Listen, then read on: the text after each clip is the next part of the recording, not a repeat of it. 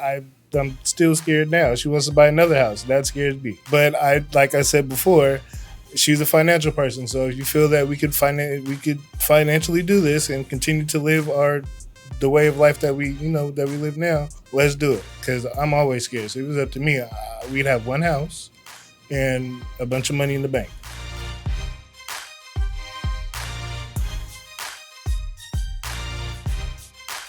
Welcome to Keys and Chemistry, where love meets legacy and real life meets real estate. I'm Steven. And I'm Jessica. And together we're building more than just business. We're building a life, a family, and a legacy. This podcast is about what it really takes to win together. The conversations, the challenges, the growth, and the strategies behind building wealth and strong relationships. Because who you build with matters. Let's get into it. On today's episode, we're going to talk about building wealth while raising a family. We're always asked about how we got started, like how did we get into the business? And so today we're going to kind of talk about our history and how we got here today. When we decided, we got married, had our baby, and we wanted to purchase our first home. And I was in the mortgage industry. I was a loan officer, but I was newer to the business. I'd only been in probably a couple of years at this point. And so I took my own advice, right, when it came to Steven and I planning for our future and purchasing our first home. And I bought a big whiteboard off Amazon and literally wrote out our bills that I wanted to make sure that we took care of before we stepped into homeownership, to make sure that we were better prepared. And literally, we put the whiteboard up in our bedroom. And so when we went to bed at night, when we woke up in the morning, we saw that whiteboard, which kind of kept us focused on our goals. And when we would pay a bill off, we literally go cross that bill off on the whiteboard. So it was like a mental thing, because being able to cross out a debt meant we were making progress and we were doing it together. I was scared. Buying a house is scary. And then I wasn't a real estate agent at the time, so I'm looking at the payment and I'm looking at the check that I get every 2 weeks, and I was like, I don't know how I'm going to do this, but let's try it. Yeah, because I think back then we were renting a 2-bedroom townhome for $1,200 a month, and our mortgage payment was going to be depending on what purchase price we landed on. Right around, it was like $2,800 a month, so over double what we were paying in rent. So it definitely was going to be different than what we were accustomed to, but we did it. We got pre-approved and we started our home search with our agent. I broke all the rules. You would not have thought I was a loan officer. All the rules. Like, I fell in love with the house. There was multiple offers because it was that market. This was back in 2015, I think we bought our first house. 16. Okay. And multiple offer situations. Mind you, we had just had Jacob. And so we found this house. And I mean, it had the covered back deck for the parties. It had a Seahawk football room for Jacob. I mean, everything we wanted in a house, the beautiful kitchen, and it was gray and white. And if you know me, gray and white's my vibe with the house situation. And we made an offer on the house, and there was like 20 offers on the house. And of course, our offer didn't get accepted. And I was defeated, all the D words. And so, like, I broke the rule. I stopped looking. We stopped looking because I was just like distraught because I fell in love with the house. And I know that is rule number 1. You do not fall in love with the house until your offer is accepted. And that's what I did. And so we took a little bit of a break after our offer didn't get accepted on that first home. And then we got back in the game, right? We got back in the game. And like I tell all my clients, we tell our clients, when you don't get the house, the first offer, every time, literally every time I can think of that this has happened to a client, they end up with a home that was so much better than the house that they missed out on, because we're firm believers in what's for you is for you. And so we found a house. It had just hit the market. We called our agent. We're like, we want to see this house. And this house was like twice the size. Our first house was 2,800 square feet, 5 bedrooms, and it had the arch walkways. It made me feel like we were in a castle. And I don't know, it was more than what was on our bucket list. And it was just around the corner from the first one. Literally right around the corner from the first one. And so, and it like had a park right down the street. It was like the house. And that's the exact house that we ended up getting our offer accepted on. The price was lower. So, like, literally, it worked out perfectly. And so that was our first home purchase. And we still own that home till this day. And we lived in that house for 3 years. 3 years. I was happy because that means we didn't have to buy no house. And so that means I didn't have to be worried about paying the mortgage because, I was making money, but it wasn't I didn't feel it was enough. So I felt most of it would be on her, and that was just uncomfortable for me.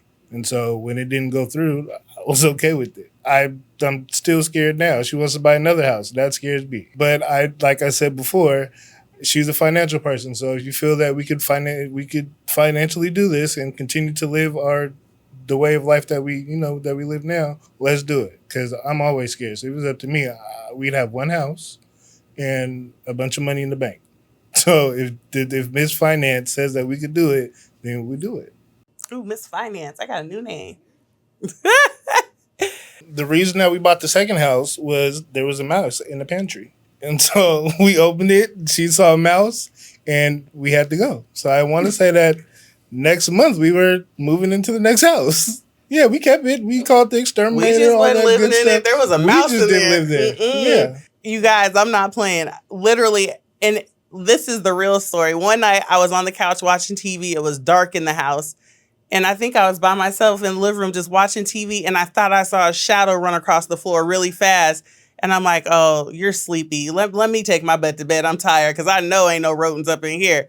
So I look like, what's that saying? I went to bed. And then somebody She went in didn't the... say nothing either. No, because I thought I was just sleepy. I didn't think there's no way there's a rodent in my house, right? So the next day, I think somebody went in the pantry and there were little like holes in the bags of chips. And it was over. It was over. I was like, oh, there's a mouse in the house? We got to go. So I went ahead and started working on our pre-approval paperwork so that we could buy another house because I could not live in a house. There was a mouse. And so literally that's what prompted us searching for the next house. And I know that you don't move because there's a mouse in the house, but that was how I felt in that moment. That's why we moved. And I feel like God was working, and that just was our destiny. That was a sign that it's time to move on to the next thing. And the home, we ended up buying another house in a gated community, beautiful neighborhood. We were very intentional because now we had a baby. And I think we had Layla now. So we had 2 babies at this time. So school district was important. When we bought the first house, it was more about the house and the space and maybe a little of the location. But schools weren't really important because Jacob was so little. But now that we had 2 children, our priorities shifted a little bit. And so it became more about the school district. They didn't go to that school. Well, initially it started out about the school district and like having a yard for the kids to play in. And I wanted that old school community vibe that I grew up where the kids, you could let them outside and not have to watch them. They could ride their bikes down the sidewalk. And so when we were looking for a house this time around, those were some of the things that were important to us, along with location, because Stephen had to still go into work and things like that. But we literally found the perfect house. The next house was 3,700 square feet, 6 bedrooms. The gated community sold me, and then the house was fully renovated because the people that we bought it from were planning on staying there. So they did this big renovation, and then the husband ended up getting relocated for work. So, when I tell you we just struck gold on this house, and the neighborhood was beautiful. Kids were riding their bikes, playing basketball in the middle of the street. It was just the whole vibe that we were looking for. And we made an offer on the house, and they accepted our offer. And on this house, we did conventional loan this time. The first one was a FHA loan. This home, we did a conventional loan, put our own money down, and it worked out perfectly. We ended up finding tenants for our house that we moved out of, the mouse house. We found tenants for it, and we still own that home till this day. It cash flows for us, and now we have since moved to our another house. Well, I'll back up because we ended up buying a house during COVID because people weren't traveling, right? And so I was pregnant again. Keep getting pregnant every few years. COVID. 3 years to be exact. COVID hit, and we were bored in the house with all these kids. And was Carter was born, huh? Carter was born No, during we COVID. found out about Carter during house shopping. So we put in 2 offers around here. We didn't get them. Then we found out you were pregnant. And then we were like, okay, which one do you want to deal with? Do you want to keep on trying to stress yourself out getting the house around here? Or do you want to go somewhere else? And then she found the house in Moses Lake on the lake, and that's where we bought it. Yeah, my cousin actually bought a house in Moses. And so I'm like, Moses Lake. I had never, ever dreamed of owning anything in Moses Lake. Like, I had never even been to Moses Lake. But it was COVID. I was talking to my cousin. She's like, we're buying this house out in Moses. And so I'm like, well, we'll buy a house in Moses too. So we got online and started looking at houses in Moses Lake. And I wanted something on the water. And we found a house on the water in Moses Lake. And so we randomly, I was super pregnant because I remember that car ride. And this is another thing about me. I don't do big road trips. I wasn't a big traveler back then. I was happy at home with my family. But we got in the car and I was super pregnant. And it was like a 2.5, almost 3 hour ride. But we randomly, it's COVID. We had nothing else to do. We were just working, right? And so we got in the car and drove out to Moses Lake with Layla and Jacob. And when I saw my babies looking at that water, that lake, and, they were in the backyard running around, and the sellers were actually home, which is not how it traditionally goes. They were giving us bottles of water. And I mean, it just felt like home away from home. So we submitted an offer on a house in Moses Lake, and we bought a house in Moses Lake. It was so random, but it may have been one of my favorite purchases. Well, one of my favorite purchases. We'll get into my real favorite one, but one of the favorite purchases, and we've created some really cool memories at that house. This is the first house we bought that I wasn't scared of. He was scared. I wasn't scared. Yes, he was.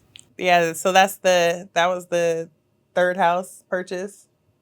And it was just random because of COVID, and we wanted some place to be able to escape to and get out the house and go build memories for the kids.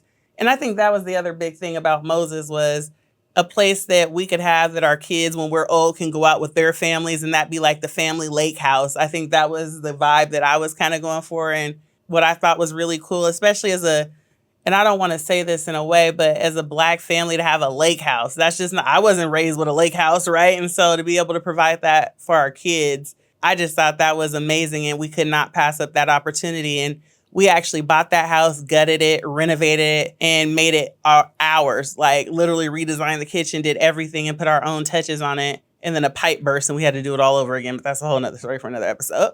But we made it ours. And so just the whole experience of driving in and out of town to, do that. Our kids would be along the journey with us. So for them to see us do it and make this lake house our own family lake home, it was just a really good experience for us. So from the first house to the second one, I was scared of that because it was like double the size. I mean, double the size, double the price, and double the mortgage payment. So at this point, I was in real estate, but I was still new. I didn't know how well I was going to do. I didn't know what the future holds. So I was scared again because that's even more money. And if I can't do it, then again, that's going to fall on her shoulders, and I'm not going to feel good because that's weird.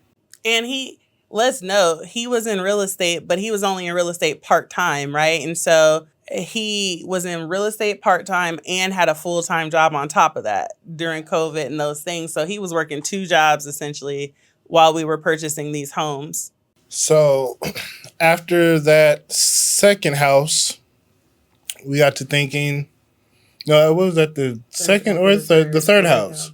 We got to thinking like what was our goal? What's our plan? So we came up with an idea to have a house for each one of the kids. So that prompted us to buy another one. Our family dynamic is a little bit different in the sense of my mom lives with us too. So she has some health situations happen, and that's my mom. I lost my dad my junior in high school. So when my mom had her health stuff, I'm like, oh no, you got to move in with us so I can keep my eye on you. So she's actually been with us since Jacob was born. And so the kids were getting bigger, and we had got pre-approved, and we were pre-approved for a good year, you guys, before we bought the latest house that we purchased. It was for a very large amount, and it was, Steven talks about being scared with the other houses. This was the biggest purchase we've ever made. I was scared with that one too. And we got another pre-approval, and I was uncomfortable with this one. because yes, I was. So we found this really nice house on the golf course in Auburn, and it was like 5,600 square feet. 7,200 square feet. 7,200 square feet. It was nice. And we put an offering on it, but the whole time my stomach was hurting. I was uncomfortable because that payment. Now I'm uncomfortable. Normally it's him. Now this time it was me because this was a really big purchase. Plus we had all the other properties and we had 3 kids now. And so it was really uncomfortable. So when he says he was happy that the first offer didn't get accepted, I was happy this one didn't get accepted because that payment was no punk. And so we didn't get the offer accepted on that house. And we took a break after that just because I was that scared. He was scared.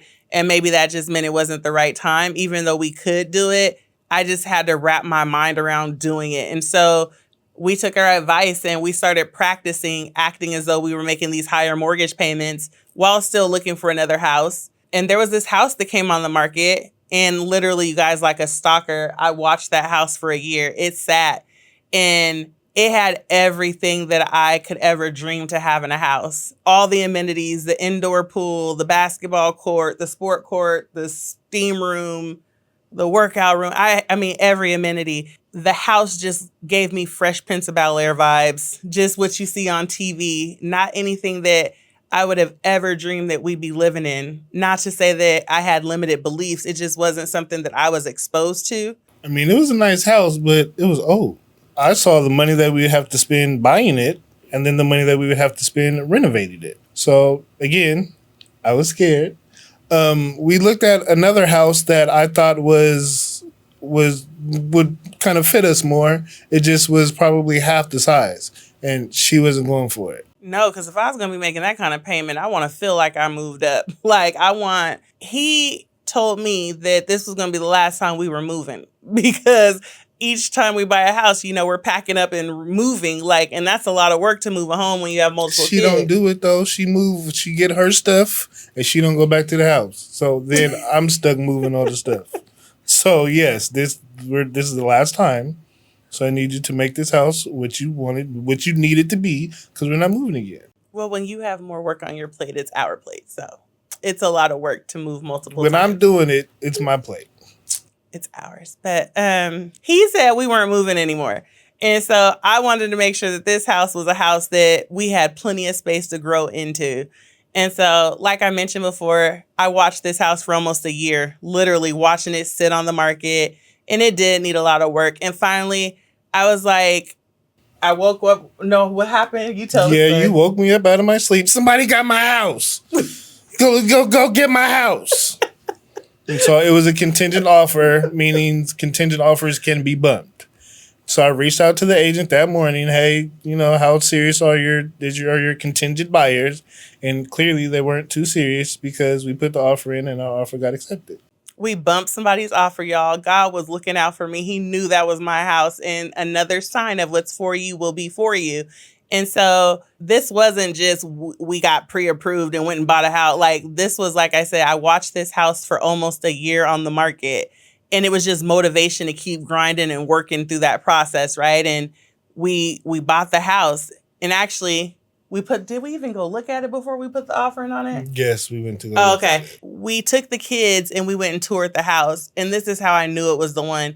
There was a table they have it's a dining room next to our kitchen. It's not the formal dining room. I don't know what you call it, but it's a little dining room next to the kitchen. And they had a table there and it had 6 seats. And they're sitting in these people's house like it was ours already.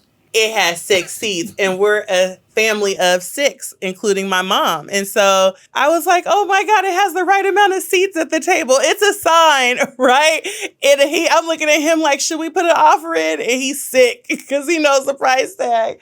And the kids were sitting at the table like, Mommy, we love the house. And them kids, every time they tell me they love it, it's like, okay, let's do it. So we really got our dream home. And I don't even know if it's a dream home because I don't think I dreamed that big. It's a dream home. But I don't think the dream was ever that big. And we did it. And I think buying that house was easy.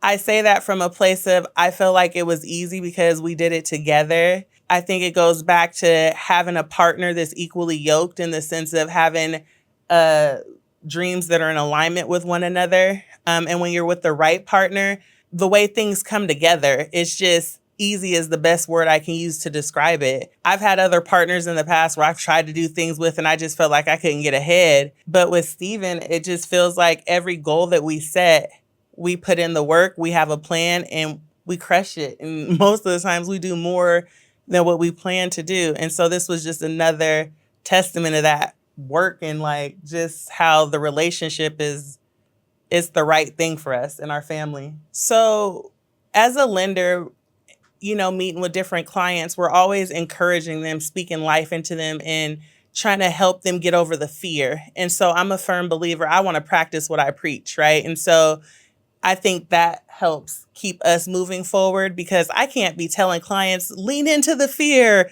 have faith, and all these things. And I don't operate in my day-to-day life in that manner, right? And so I think it's important that we are financially responsible individuals, right? Because then we can help others become that as well. And I don't want to be a person that talks a good talk but doesn't walk the walk. And so I think that that's why we're super intentional about the moves that we make financially. Some of them sound sporadic, but really they've always been the goal in the background, right? And so I think that living by example. So our hope is not only that we continue to inspire our children, that we inspire those around us, because if we can do it, anybody can do it. You simply need a plan, structure, and consistency, right? That's, I think, the key ingredients to accomplishing your goals. You need a little bit of discipline too. Oh, a lot of discipline for sure. Definitely. It's not that we set out to inspire people. We're just hitting our goals and it's kind of happening. But we want to make sure that we're responsible and leading by example for our kids and others around us and people that are watching.